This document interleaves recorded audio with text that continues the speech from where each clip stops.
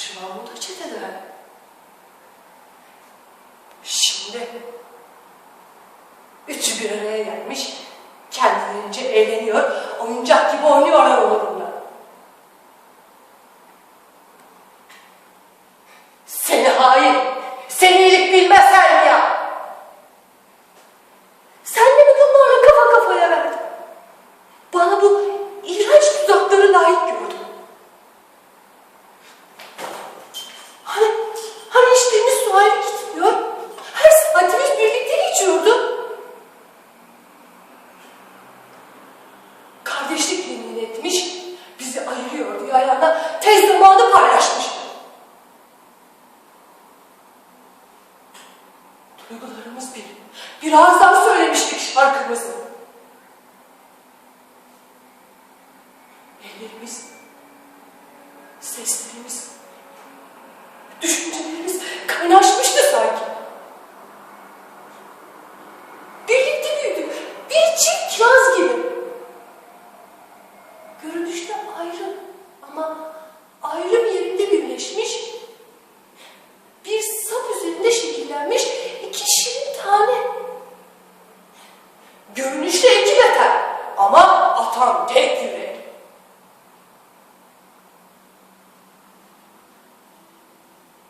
Yılların sevgisini ikiye mi ayıracaksın şimdi? Bu zavallı adamlara katılıp arkadaşını mı ezeceksin? Ne dostluğuna yakışır bu, ne genç kızlığına. Sızıyı duyan, yalnız ben olsam da hem kendi adıma kınıyorum seni, hem kızlar adına. Hem sen değil misin lisanları peşime takan?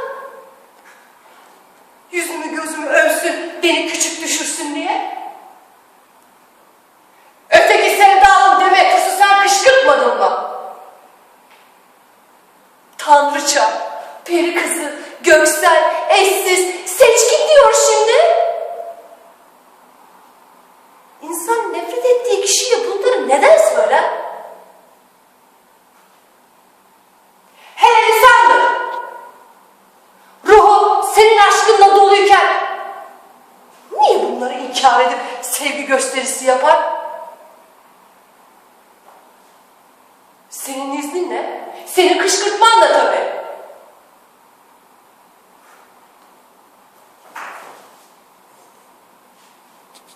Ne olmuş?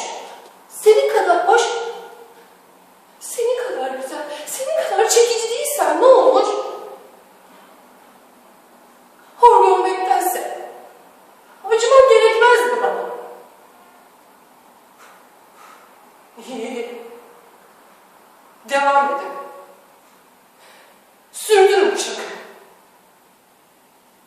Arkamı döndüğümde dil çıkarır, dudak bükür. Birbirinize göz kırpın. Neşenizi bozmazsanız bakarsınız tarihe geçer. Biraz acıma duygusu,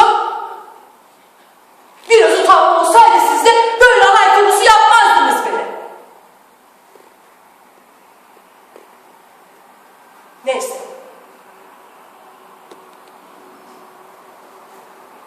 Haydi hoşça kalın. Belki